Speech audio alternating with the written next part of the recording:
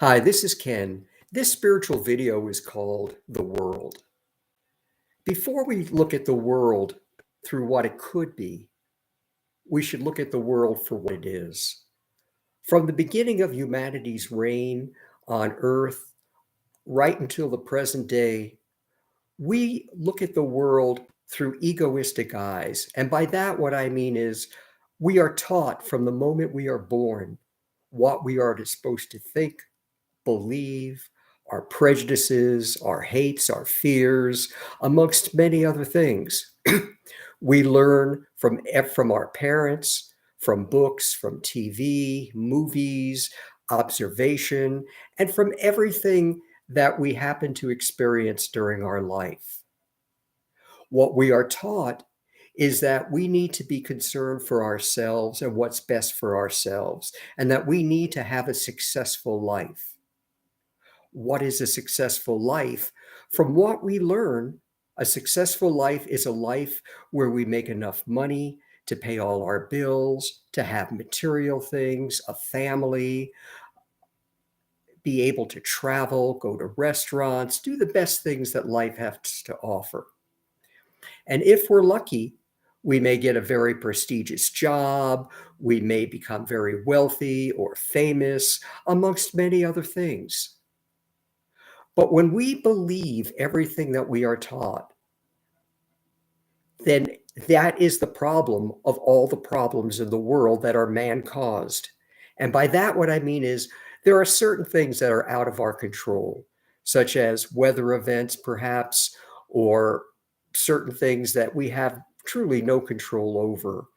But many problems in the world, not only physical problems, but emotional problems, are man made.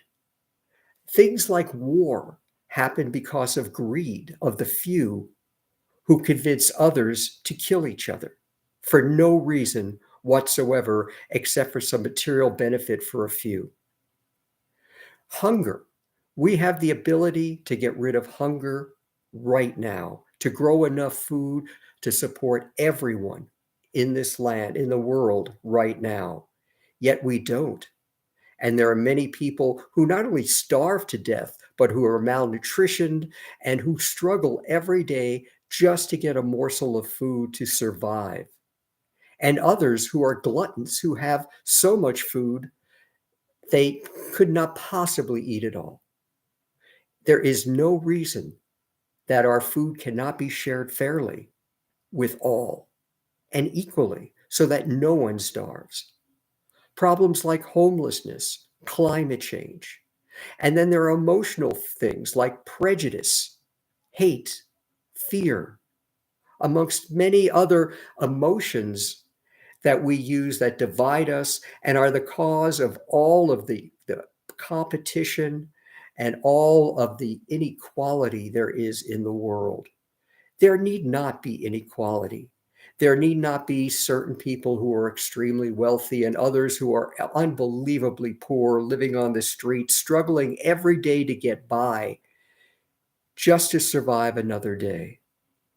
We have the ability to change all of this, but it would take a monumental shift in consciousness in order to do it. That is the world that we live in. What is the world we could live in? The world we could live in, I actually wrote about in one of my books. It's called Tranquility. It's a world where everybody is treated equally, where the color of your skin, your sex, your sexual orientation, absolutely nothing matters. Everybody is understood to be equal in every way. If someone has something that someone else wants, you simply give it to them. If someone, no one should ever go hungry, homeless, or any other struggles when we have the ability to help each other so that doesn't happen. When you grow up in a world such as this, a world of love, it is a world of spirit. That is what the spiritual revolution hopefully will bring. And what the spiritual revolution is a change from looking at the world through the eyes of the ego or our egocentric views where we're worried only about ourselves, to sharing equally, unconditionally, selflessly, the love that we have within us, the peace of God, our higher self that is present not only within each of us and in every human being, but in every form of life as well. Sharing that and understanding the equality of every single life and the equal importance of each life to survive, to find happiness, peace, and love in their life. We are meant to help, not hurt each other. We are meant to share, not keep just what our excess for just ourselves. We are meant to embrace each other lovingly, knowing that only together will we all be able to succeed in the world. So the world, the egocentric world that we learn, that is the world of today. But the world of tomorrow, if we get enough people to change, to understand the spiritual path through life, the path of sharing our inherent spirit, our peace of God within, with all, equally, lovingly, to help each so that no one struggles through life. That is the path. And if we take that path, then the world that could be is, instead of a world of hate, it could be a world of love. Instead of a world of war and murder, it could be a world of peace.